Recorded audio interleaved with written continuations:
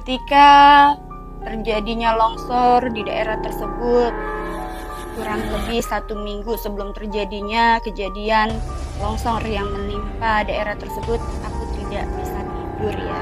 Tentunya alasan aku tidak bisa tidur adalah yang menandakan akan adanya bahaya ataupun ada sesuatu hal yang akan terjadi, dan alam semesta menuntun aku pada suatu hal energi dari dalam tubuh aku untuk berjaga, yang menandakan adalah diwajibkan aku untuk tetap bersiaga dan juga tetap berdoa, beristighosah, bertawasul agar bencana itu tidak menimpa kepada daerah tersebut. Namun balik lagi, semua kuasa Allah, dan apapun yang terjadi tentunya kita manusia hanya bisa berusaha dan juga hanya bisa mendoakan, dan juga balik lagi kita tidak bisa yang namanya menghentikan takdir ya, dan maut itu urusan Allah Subhanahu wa taala, tapi setidaknya di sini aku berusaha untuk bagaimana caranya agar hal itu tidak terjadi. Dan tentunya ketika mendapatkan kabar itu ada perasaan sedih, aku hanyalah manusia lemah, dan balik lagi segala doa yang aku panjatkan adalah yang terbaik yang bisa aku lakukan untuk daerah tersebut. Namun balik lagi itu hanya kuasa Allah. Perasaan duka mendalam untuk daerah yang sedang terkena musibah, dan juga mudah-mudahan keluarga yang ditinggalkan dan juga semua masyarakat sekitar juga diberikan ketabahan serta tetap semangat dalam menghadapi apapun itu. Maka bagi daerah-daerah lainnya juga diharapkan juga agar tetap waspada, dan seperti yang selalu saya bilang bahwasanya istighosah, pertaubatan, kemudian fafiru ilallah, kembali ke jalan Allah, bahwasanya semua adalah takdir dan kehendak Allah. Sebenarnya perubahan energi itu terjadi adanya getaran-getaran gempa yang kecil ya, dan memang tidak terasa, dan juga kemudian siklus dari hujan, intensitas hujan yang tinggi, angin kencang ya.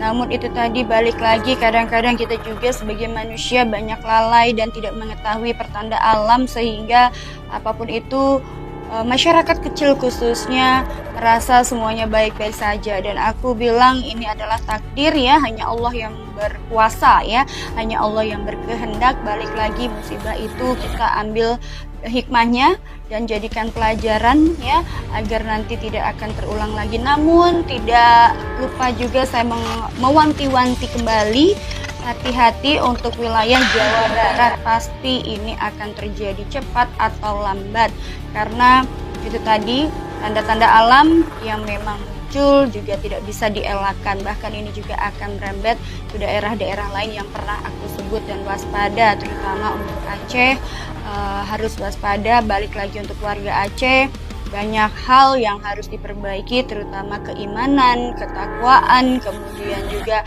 perbaiki perilaku, sifat, perbuatan ya, pertaubatan ya, fafiru ilallah, itu aja yang tidak segan-segan selalu saya sampaikan.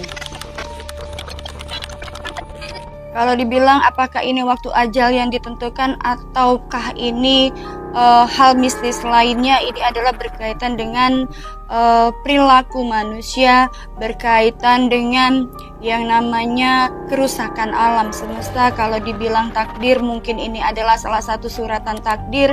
Kalau dikaitkan dengan hal mistis, ini juga berkaitan dengan kerusakan akhlak, perilaku manusia, dan juga alam semesta. Jadi semuanya saling berkaitan, makanya saya tidak segan-segan selalu bicara dan juga selalu memberikan nasihat untuk pertaubatan dan juga fafiru ilallah, kembali ke jalan Allah. Apa yang menyebabkan peristiwa ini terjadi? Bahwasanya banyak manusia yang lalai akan ibadahnya, banyak manusia yang sudah lupa terhadap Tuhannya dan mengagung-agungkan bangsa jin dan iblis dengan mereka mempercayai adanya kodam-kodam.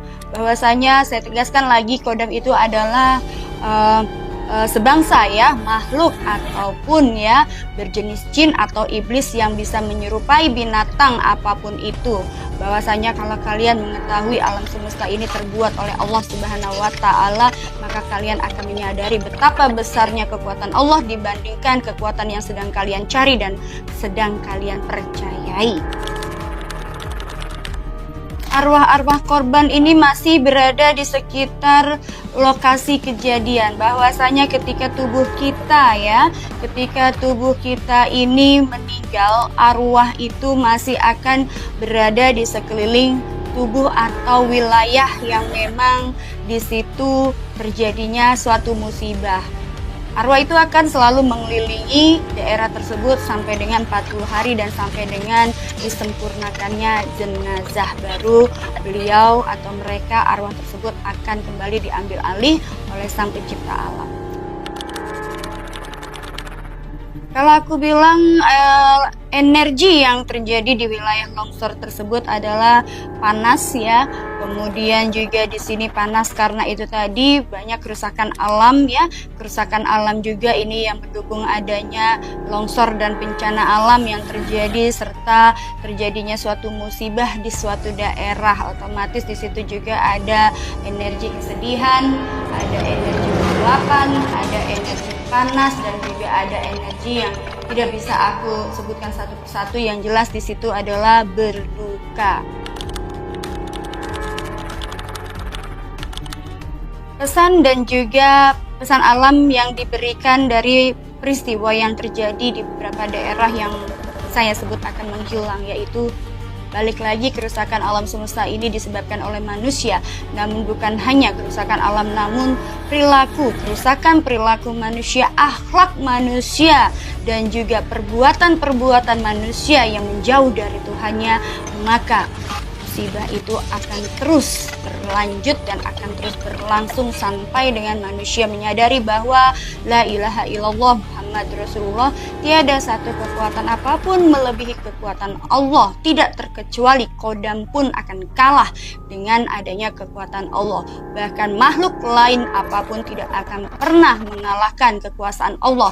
La ilaha illallah Muhammad Rasulullah, fafiru illallah, kembali ke jalan Allah adalah sebagai syafaat keselamatan bagi umat.